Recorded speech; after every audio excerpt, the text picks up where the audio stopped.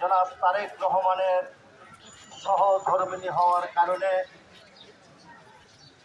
প্রয়াত ফ্যাসিস্ট পলায়নকারী শেখ হাসিনা তাকে ব্যক্তিগতভাবে তাকে হেয় প্রতিপন্ন করার জন্য দীর্ঘ 16টি বছর মিথ্যা মামলা দিয়ে আমাদের বাংলাদেশের মানুষের কাছ থেকে দূরে রেখেছিল।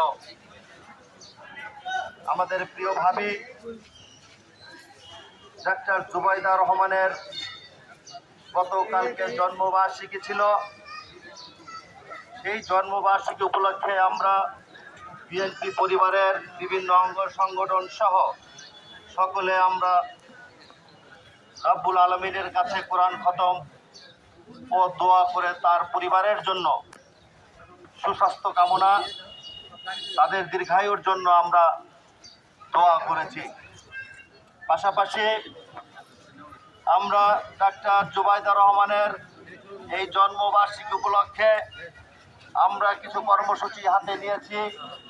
সেই কর্মসূচি উপলক্ষে আজকের প্রথম দিনে আমার প্রিয় মিরপুরের ঐতিহ্যবাহী কাফরুলের 94 নম্বর ওয়ার্ডে আমরা প্রথম দিনের মতো বৃক্ষরোপণ কর্মসূচি উদ্বোধন করব।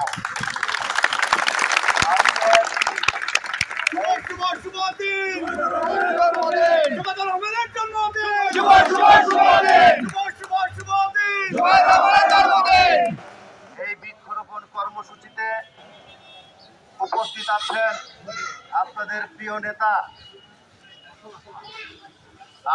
প্রিয় নেতা তিনি দীর্ঘ 16 বছর ফ্যাসিস্ট স্বৈরাচার শেখ হাসিনার বিরুদ্ধে ঢাকার রাজপথে, বিশেষ করে মিরপুর ঐতিহ্যবাহী কাফরুলে রাজপথে সরব ছিলেন। এখানে উপস্থিত সকল যুবদল ছাত্রদলের নেতৃবৃন্দরা তার নেতৃত্বে আন্দোলন সংগ্রাম করেছিলেন।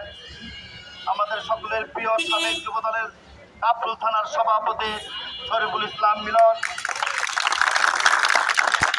আরেকজন সহযোদ্ধা ছোট ভাই যিনি কাফরুল থানা ছাত্রদলের সাধারণ সম্পাদক ছিলেন, পরবর্তীতে যুবদলের সাধারণ সম্পাদক হিসাবে শরীফুল ইসলাম মিলনের সাথে একসাথে রাজপথে